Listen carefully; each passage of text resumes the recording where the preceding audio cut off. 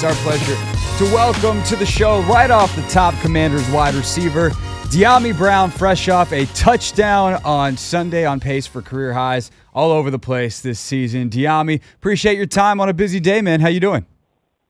Man, I'm good, and I appreciate you for having me. Absolutely. So obviously it's a big week. There's all this hype from people like me and people that are doing shows like I do, and all the fans are really excited. Dan talked about yesterday, DQ, your head coach, of course, talked about how you guys are just process-oriented and trying to keep the focus in the building. Has it felt like that around the building, or knowing the quality of opponent this week, is there just, 5% or whatever it is more juice? Oh, man, for us, we always want to stay focused on the task that's at hand.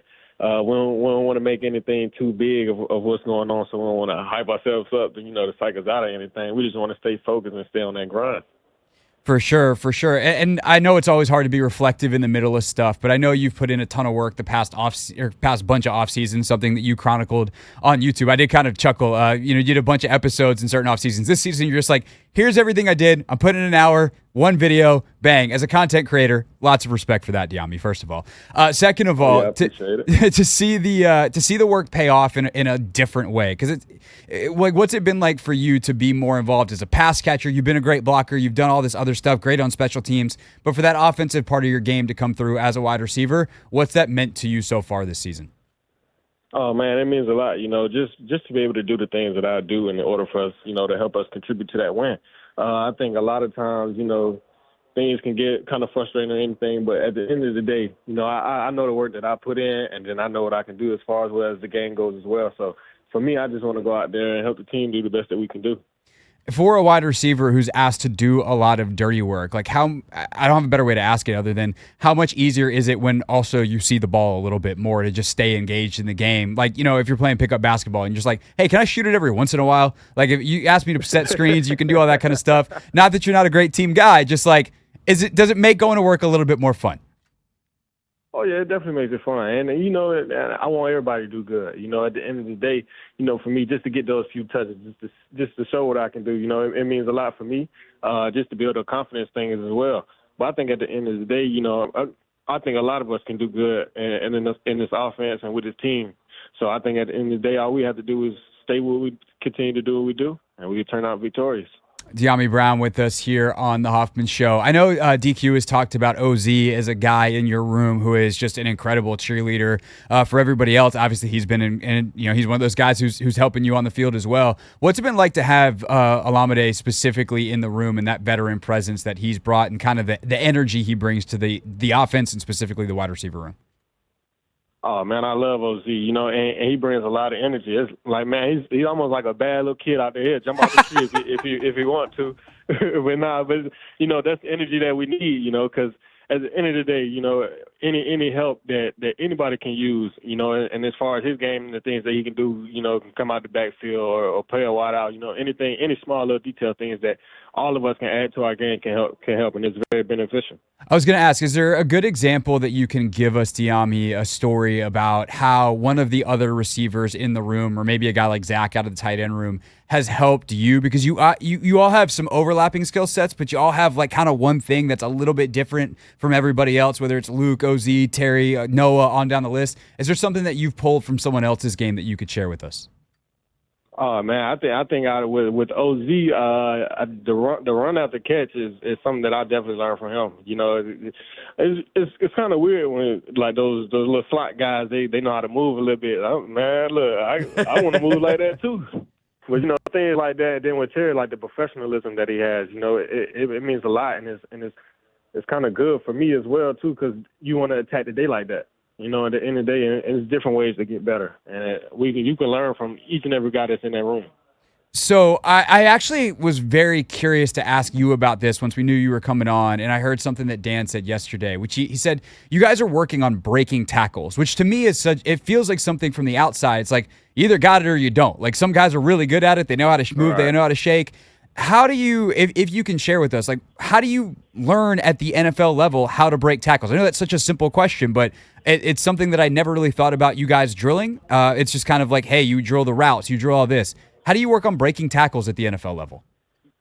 Man, I just think I want to say you're actually learning how to break a tackle. I just think you go through, you go through a different process of learning how to break tackles. I think it's just when you see a defense pursue, it's like, okay, what can I do to make a guy miss?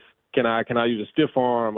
Can I juke? Can I just stick or something like that? Things like that, because you're not just gonna be able to, okay, boom, I'm gonna just break this tackle right here. Nah, you have to go through that process, and you really have to do it every day, and it has to be like a mental thing, like a repetition thing. So it's much more of like sharpening the skills every single day that you already have versus like, we're going to teach you how to do whatever. And it's part like the pursuit angles and things like that. So it's kind of making something that feels very natural, technical in a way. Right. Because then it all just depends on what you have in your bag. A lot of guys, I'm about to juke, or some guys like to run over. Some guys don't run people over, so they like to juke. It's different ways to break a tackle in this league. And if you're a white tight end, you're morally obligated to try to leap over somebody once a year. Is that like to yank off and Zach? Yeah, one leap in the truck. That's it. that's the entire white tight end toolkit. Dyami Brown's with us here on the Hoffman Show. And for you have been really effective this year on some of the screens as a screen runner. Is that something that you've always felt that you are good at? Because it's something we haven't seen a ton from you. Or is that something that in this offense that you've learned how to do it, and then they realize like, oh, this guy's good at this, and they're giving you a few more of those opportunities? Man, I think I haven't ran a screen in a long time.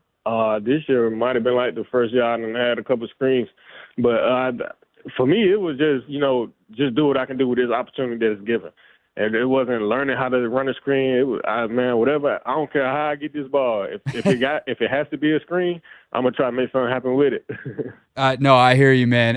And then, of course, I'd be remiss if I did not ask you about your quarterback. Any wide receiver, we're always going to ask about the quarterback when he's the number 2 pick in the draft and playing as well as he is. You know the questions are coming. But it seems like everyone's pretty excited to talk about Jayden. When in the offseason did you know? Because, like, obviously, people know you were at Carolina with Sam. Like, you've had good relationships with him and with some of the other quarterbacks here. So this is not meant to disparage any of those guys at all. But when in the offseason did you feel like, this cat's different? There's something about him that I have not seen before since I've been in Washington. Man, the first couple of days of practice, and you saw us early on, and his poise and his confidence early on, and things like that. It kind of like as a rookie, you don't really see it from many quarterbacks just because of the learning aspect. They trying to learn and make sure that they get everything down, or they don't want to make any mistakes. But for him, he just came out relaxed, and he just was being him. And the first couple of days, I just knew it.